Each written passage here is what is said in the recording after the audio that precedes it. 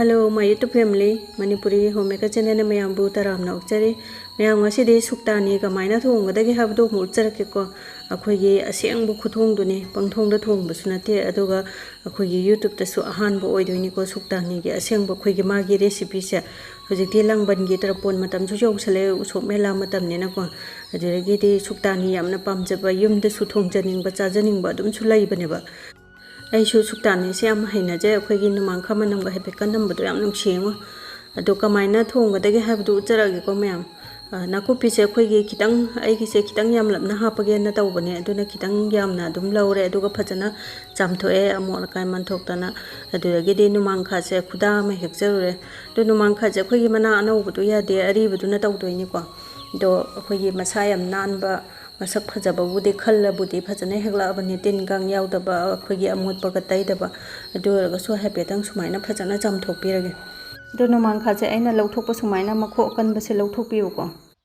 chamthokpa su lorabani na mathang mathang sojarage nakupi se hana soido age aduga akhoi gi kaino side numang kha side ngammi ba makhai yam kumna soibana phai ko akhoi gi singju gi do maina angam bida dum kuppa yare adu Suktani se akhoi na usop ta kaida chaba egana ga thongba dumaina chap chana adugi recipe du makni ko thongjari se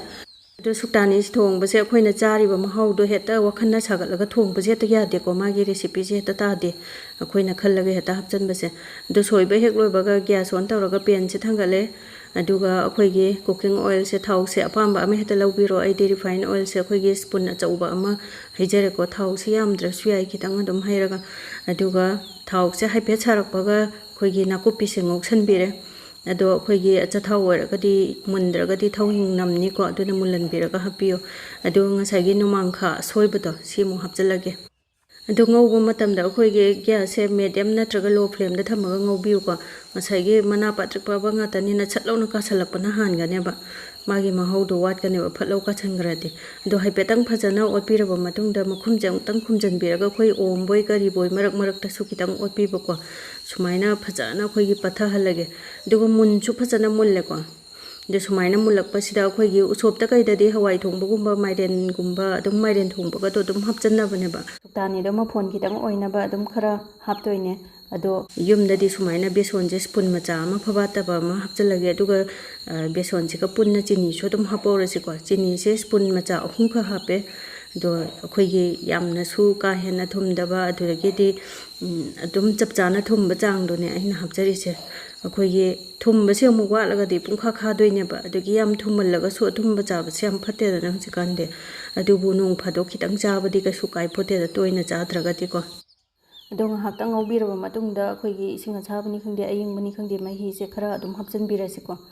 akhoi gi koina kitang mu na lon ge haraga di ising do kitang yamna hapiro ado ai gi sti kitang akhoi gi deep fry oida bida kitang sanglamna sulai halage tawbane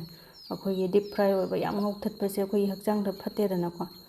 do yam phajana di tare eta badi manam ga je khunung siam taw jane akhoi gi numang kha gi manam se akhoi Suktani manam do pura namme ba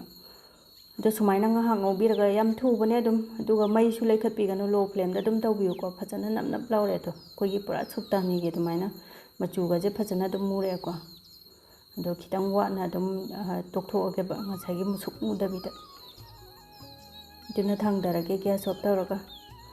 duga hai petang okai biraga hojik tengo ta haptha jarage do ai gi nungsiraba viewers singna ai gi Suktani se haudobo mali mande phajai phajate haibadu comment amam tang thambiramo aduga subscribe tawbidriba singna subscribe tawsanbiramo aduga support tawbiboina like amam ta sunambiramo ngasigi bye bye